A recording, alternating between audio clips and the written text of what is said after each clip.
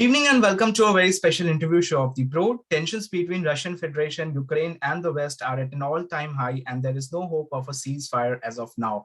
To talk about this and much more about the Russia-Ukraine crisis, I'm joined by Professor Preeti from JNU. She is an assistant professor at the Center for Russian and Central Asian Studies, School of International Studies, Jawaharlal Nehru University from India. Thank you so much, Professor, for your time. A very warm welcome to the show. Thank you. Thank you. Ma'am, I would like to begin the discussion by asking that what are your thoughts on the recent updates coming from Ukraine about the conflict, and then we will talk about the Russia in detail. Like first, I'll start about what are your thoughts on the recent updates that are coming. When we are talking about that recent updates, which has already gone beyond control. In fact, nobody knows, how to stop it and when to stop it. So these were, there were undercurrents, since very long. In fact, I would say even prior to the collapse of the Soviet Union. So, it was not 1991 that is the, the turning point, which you can say. It was there even much before. So when we're talking about the Ukraine, so first thing is that the crisis, any crisis can lead to such an extent only, when the country itself is not very united. There have been number of discussions and debates about that there is a divide, East and West divide within Ukraine. There were, the people were expecting to be a civil war within Ukrainian society. So somewhere these, in fact, even the election, if you talk about 2004 election, that was on the the verge of with the background of Orange Revolution, which was in itself was quite huge in terms of expressing that divide. So something we probably not only we as an expert, the people, the political science expert, the defense expert, the economists, and even the local people have failed to control that. The political leaders, Ukrainian leaders I'm talking about, they failed to guess that what might this situation lead to, and probably that is the ignorance, or that is the inefficiency probably of the leaders that has led the country to this extent today, where so many people, the citizens, are suffering. So that is one concern, that the country was the symptoms were there already much before, decades ago, which have been ignored by the larger communities. So that is something. Yes, ma'am. Ma'am, as a Russia watcher, could you please take us through the historical background of the Russia-Ukraine crisis? Like, when did it actually started? See, when I studied in Soviet Union, and when we studied the history of the Soviet Union, we were always taught that Slavic history, that common history, where these Russians, Ukrainians, Belarusians had that common Slavic background.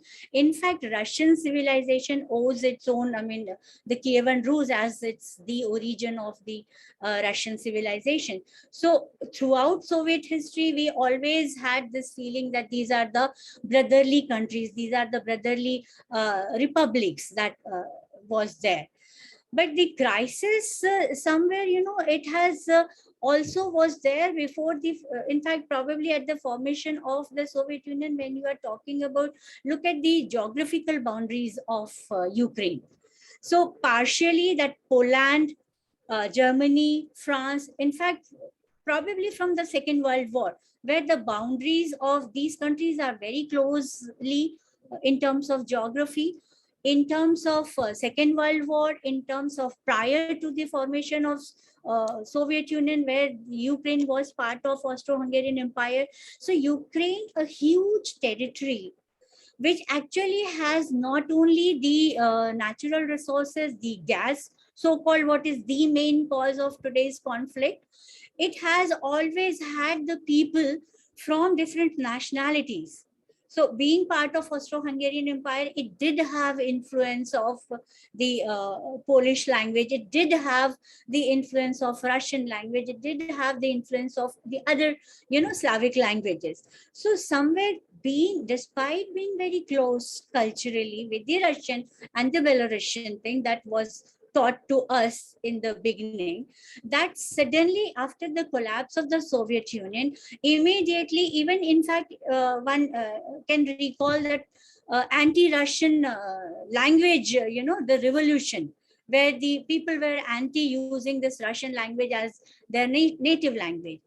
Whereas when you look at the people, so Russian people argue that there is hardly any pure Ukrainian that is one can look at. People are related because of intermixed marriages, because of centuries old. Otherwise these cultures have been in close coordination for the past approximately 300 years. So it's something which is very difficult, the close native people. But then definitely today's fight has nothing to do with this cultural connectivity that they had. In fact, today after the crisis, even the religious Ukrainian orthodoxy comes up with a divide, that okay, this has nothing to do this Ukrainian Orthodox, Russian Catholic Orthodox, the Protestant Orthodox, they detach themselves from the Russian, right? So that divide has led to that extent that even the linguistic divide is there, religious divide is there. Forget about the Slavic connection that they had ever. Yes, ma'am. Coming to Russia, like, could you please put some light on the significance of Ukraine for Kremlin and common Russians? Like, what is the importance of Ukraine in the life of a common Russian and in the mindset of Kremlin? So what are your thoughts on this? See, in the minds of you Russians, if we talk about, it's the cultural connectivity that is still there. In terms of Kremlin, so you have to look at the geographic location of Ukraine. See, even when it was part of Soviet Union, the underground gas storage that Ukraine has today is made under the Soviet period. And during that time, the Russian gas used to pass on, or used to be exported to Europe via Ukraine. After collapse, what happened is Ukraine was dependent on Russia's gas, and Russia was dependent on Ukraine to channelize that gas thing to Europe. So Ukraine has the massive storage, underground gas storage, which is as huge as probably combining 3-4 European countries. And for 1 year, it can have the storage, right? So the corruption had started. This is what I actually meant when I said, the divide started much before the collapse of the Soviet Union. It was the oligarchs. It was the corruption that actually came to be noticed, came to be noted by the Russian scholars or Russian, authorities, that illegal export of gas. Illegal means it's like, of course, illegal is without the permission. So few this thing, because Ukraine somewhere it realizes itself like, Ukraine can play a huge role, important role in terms of energy supplier to Europe. It's geostrategic location that can be actually exploited. So in terms of Kremlin, because if Ukraine is not part of if Ukraine is part of NATO and all other things, Russia will have to, loses at many front.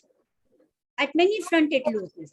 So, and second thing is, it is immediate boundary of Russia with so much of storage facilities, because initial divide had started at the time of 1991 with regard to the Black Sea Fleet, division of Black Sea Fleet. And it was initially, and Russia was given space, even the Sevastopol, that space was given. Their Russian fleet were there. So that fleet, the divide between the two countries started from 1991 with the Black Sea Fleet, but it actually spread across the Ukrainian territory. And when you look at these underground storage, these are not only part of Donetsk or the Lugansk region. They are very much spread across the territory, Ukrainian territory, close to the Polish borders and all. So when you, when you look at even the geographic thing, so that whole passage that is getting channelized through Ukraine, Russian this thing passage. So for Russia, Ukraine is very important. Yes, Russia is, yes, and mutual dependency there, because if Ukraine is not getting the gas from Russia, that is another, it's something that is a mutual dependency. And that is where probably the experts also argue that, one has to be more practical. The pragmatic policies should have been there. And somewhere that strong leadership was missing from the day one, from the day Ukrainians got their independence. That strong leadership, strong uh, ideas, absence of, clear cut ideas about in terms of how do they want to see Ukraine as a nation 20 years after or 30 years after that. So somewhere that internal divide has led to the extent that has come to this turmoil. yeah. Oh, yes, ma'am. So since you have observed Kremlin and Russia Yes. for a long time, so I want to ask that how do you rate the leadership and performance of President Putin in domestic politics, and how big of a role does the domestic policy of Russia has to play in their international politics? See, when Putin came, before that, Russia was still struggling to, stabilize its economy after the collapse of the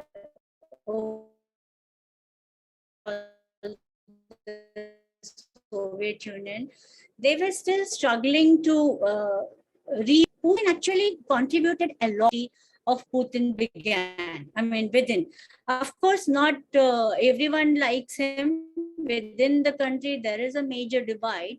So his contribution in actually bringing that stability, in bringing back the industrial development in order the security issues back in place. So this is something which is his contribution, which was actually highly appreciated.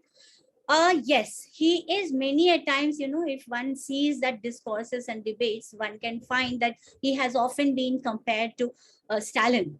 That he is very strong and he doesn't listen to Yeah, the other things the and all. general But some, audience. the yes, but somewhere I feel, look at the Russian history. They throughout the history, beginning from the Tsar's period, they always had a very strong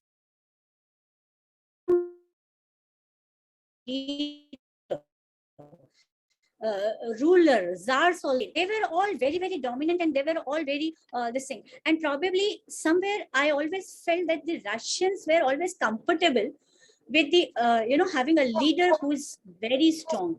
And Putin somewhere, in the beginning had managed to have that image among the people that he is the one who is actually bringing back the country to the same power what it had earlier. So this is where a lot of people do have faith in him.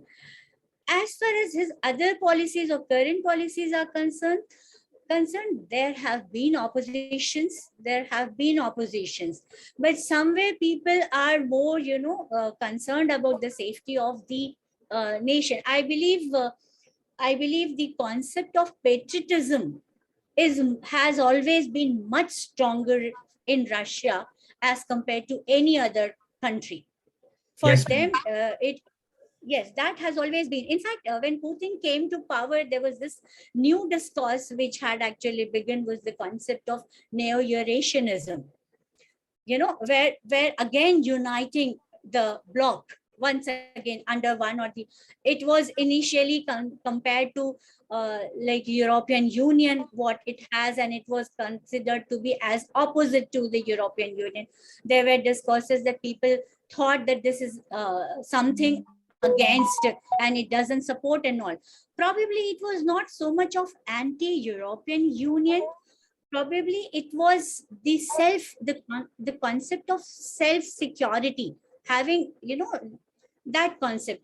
The other thing I would like to say here is, uh, with regard to, of course, Putin and all, and with regard to the discussions that are on, in 1991, 1992, Russia, after the collapse of this ideological divide, after the collapse of the Cold War, it was open towards the West. And in fact, if you see the identity debate around that period, it was all about, that Russians have the European identity, European origin. So somewhere that effort to link itself with the European rather than the Asian, though geographically the Russia is a huge territory which has a lot of part from the Asian thing and a lot of cultural connect that has from the Asian thing. But it effort was that we are, you can refer to the books like who we are. A lot of books are there written about that touches upon the identity debate. So somewhere that initial openness was there, but later on it felt like, that Europeans were probably not so open to accept Russia as part of the Europe. So that is somewhere, that Cold War as such probably was over, but in reality that Cold War continued, and this is kind of, the outburst of that whole thing which was already there, hidden in the hidden form. Lines have been quite many from both the sides, from the West, from the American side, from the Russian sides and all. But as far as the leadership is concerned, majority, in fact, last I was discussing with someone, so they said even today, approximately 70%. I mean, though today's, relying on any data is a big question mark, but then I'm told like approximately 70% people still have that faith in Putin in terms of believing that yes, he will put everything in place. So this is he does have that belief. Yeah, even we have seen that the normal public is also on roads and supporting Putin with the Z signal, the war signal which these people have, wearing the t-shirts of Z signal and having play cards of Z and like that. Yeah, in fact, church has also openly come up. The church bishops and all, they have openly come up with the statements like, we have to pray for the victory of Russia and, do everything in whatever is possible because diplomatic talks are fair enough, but diplomacy doesn't work unless you have the revolver on the table. So these are the few statements that are actually,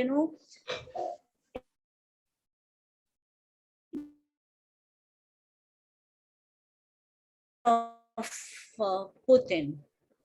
Yes, ma'am. Ma'am, coming to sanctions, so why is it so that Russian president doesn't care about the sanctions anymore? What could be the possible reason behind this? Because we have seen that even after so many sanctions, they are continue doing what they want to do. So what are the reasons behind their ignorance of all these sanctions? Look at the sanctions that they have imposed on. So the major thing, the gas is still being supplied to Europe. That has not been, put under sanctions. And a lot of money still per day, approximately 275 million or billion euros is given to Russia till date. I mean, I may be wrong in terms of the figure, how much funds are going to, but then the huge funds are going to Russia in terms of. Second thing is these, when we talked about this idea of Eurasianism, even that period, the Eurasian Development Bank, the Eurasian Community, Eurasian Economic Zone, that has already been created. So somewhere Europe is still very dependent on Russia for its own energy supply. Here, here probably that, sanction doesn't really stop Putin, and it probably to what extent sanctions will be actually, fruitful or actual, it will reveal or it will give it so actual outcome only when the Europe is united in terms of that. Yes, they are willing to stop everything from Russia, and then they will find their own solutions and all. But then for that, Europe, all the European countries, all the European Union members have to be united, which not all of them are. Yeah. Yes, ma'am.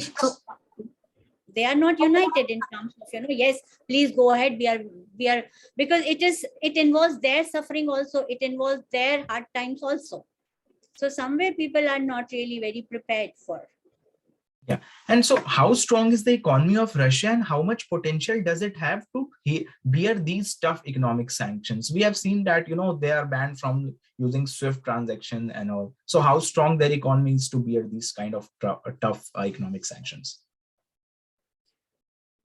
SWIFT and all sanctions are definitely important, and not that people are not suffering. Yes, after the closure of many companies in Russia, the other, Western countries which were functioning in Russia, yes, people are suffering a lot. Not forget about these companies' losses.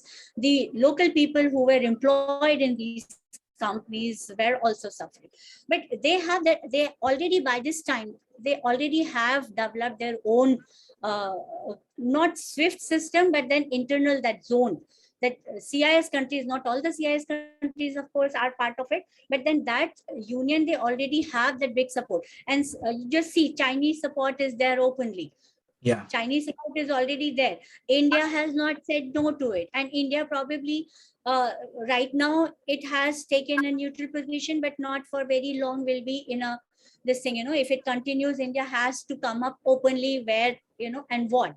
So Russian economy has not been hit to the core points where it, the sanctions have not hit the core of Russian economy, where it could actually, impact to stop from, and probably that they will not be able to, because they themselves, the European Union, the US and many others are dependent on Russia till date in terms of the supply and all.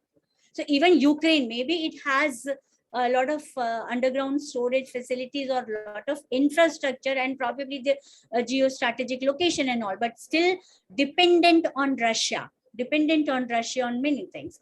So somewhere all these things, and the sanctions have been imposed on not very the key issues or the core of the economy as such. So they have not been able to hit that.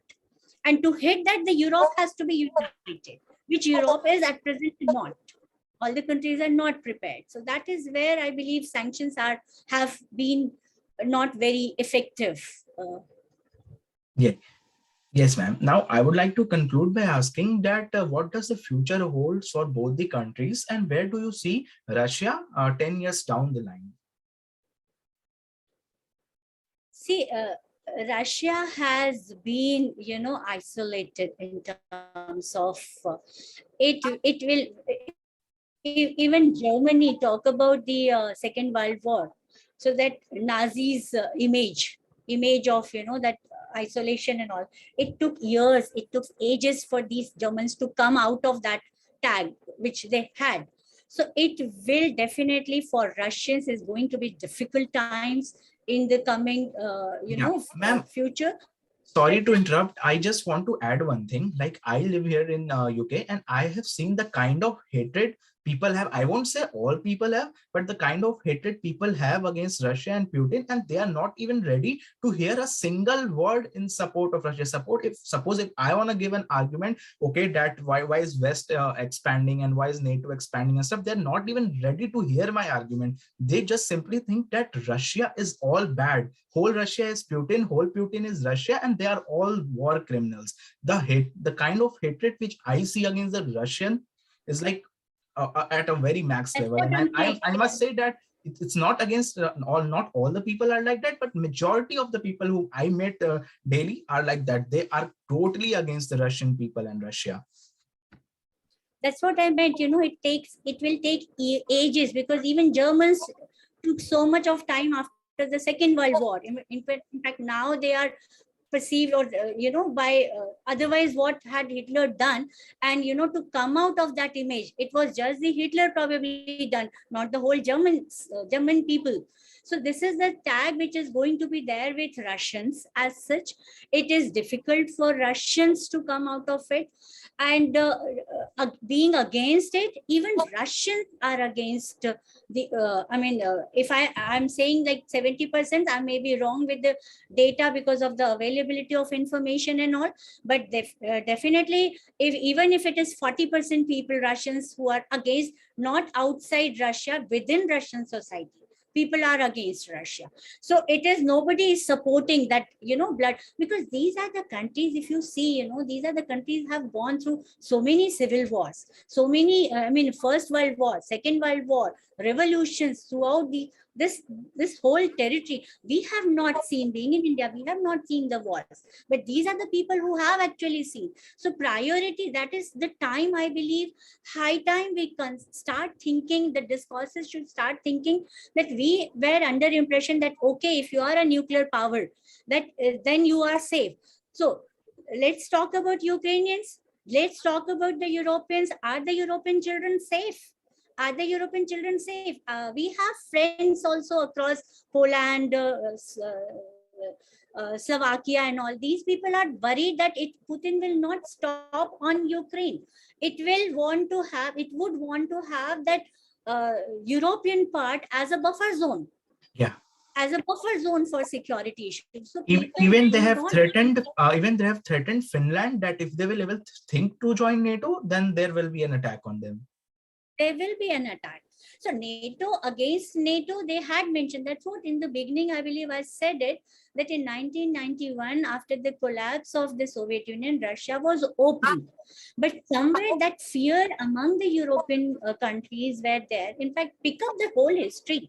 Beginning from the Tsarist eras, what has happened? Europe, there has been a very clear-cut demarcation between the Europe and the Russians. They always, this Eurasianism concept was of 1920s, where they say that, okay, we are different. So that kind of fear was always there. And then afterwards, the wars and all, then you have the nuclear weapons, and then people thought then, okay, some common sense will prevail and no one will dare to attack and all. But that sense doesn't seem to prevail here. So we have to think in terms of what makes us feel secure. So cultural connect, we are talking about that, okay, Ukrainians, Russians, Belarusians, and all these Slovak people, the Slavic people, they have that cultural connect, but that cultural connect is not the cause of the war today. What is the cause of the war is the gas. What is the cause of the war is the